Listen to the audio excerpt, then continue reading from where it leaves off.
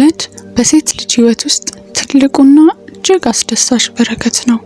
ነገር ግን ከወሊድ በኋላ የሚመጣው የሰውነት ቅርጽ መለወጥ በተለይም የቦርጭ መጨመር ብዙ እናቶችን ሲያስጨንቅ ይታያል።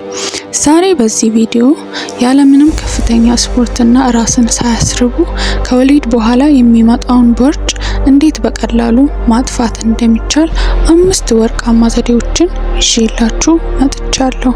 ቪዲዮውን እስከ መጨረሻ በመከታተል ለውጡን በራሳችሁ እንድታዩት እጋብዛችኋለሁ። ዘዴ 1 ወይም አንደኛ ጡትን ማጥባት ወይም ብሬስት ፊዲንግ የምንለው የመጀመሪያውና ቀላሉ ዘዴ ጡትን ማጥባት ነው። ብዙ እናቶች ጡትን ማጥባት ለልጅ ብቻ የሚጠቅም ይመስላቸዋል። ነገር ግን ጡትን ማጥባት እናቲቱ በቀን ውስጥ እስከ 500 ካሎሪ እንድታቃጥል ይረዳታል። ይህም ማለት ምንም ስፖርት ሳንሰራ ሰውነታችን ውስጥ ያለውን አላስፈላጊ ስብ እናቃጥል ይረዳናል። ሁለተኛው ዘዴ ውሃ መጠጣት ነው።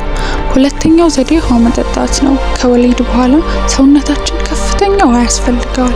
ውሃ መጠጣት የምግብ መፈጨትን ከማፋጠኑም በላይ ሰውነታችን ውስጥ ያሉ አላስፈላጊ መርዛማ ነገሮችን ያስወግድልናል።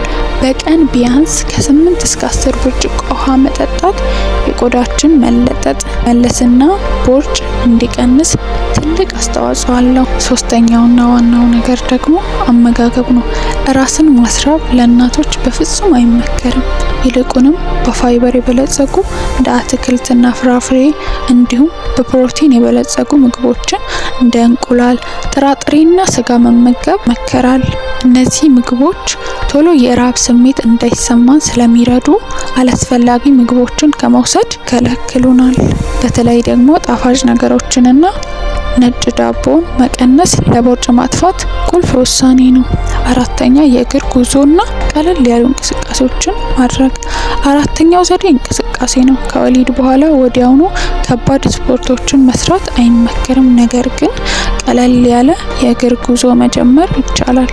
በቀን ለ20 ደቂቃ ቀስ ብሎ መራመድ የደም ዝውውርን ያስተካክላል። የሆድ ጡንቻዎች ቀስ በቀስ እንዲጠነክሩ ያደርጋል። አምስተኛውና ብዙ ጊዜ የሚዘነጋው እረፍት ነው።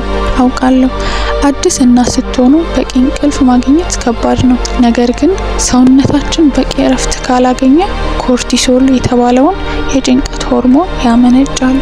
ይህ ሆርሞን ደግሞ ስብን ሆዳችን አካባቢ እንዲከማች ያደርጋል። ስለዚህ ልጃችሁ ስተኛ አብራችሁ በመተኛት ራሳችሁን ከጭንቀት ነፃ ማድረግ። እናቶች ሆይ የሰውነታችሁ ቅርጽ እንዲመለስ ጊዜ ስጡት። ለ9 ወር የተለጠጠ ሆድ አንድ ቀን አይመለስም። ነገር ግን እነዚህን 5 ነጥቦች በተከታታይ ካደረጋችሁ በአጭር ጊዜ ውስጥ የሚገርም ለውጥ ታያላችሁ። ቪዲዮን ከወደዳችሁት ላይክ ማድረጋችሁን አትርሱ። ሌሎች እናቶች እንዲደርስም ሼር አድርጉት። ለዛሬ የነበረኝ መረጃ ይህንን ይመስል ነበረ። በሌላ ቪዲዮ እስከምንገናኝ መልካም ቆይ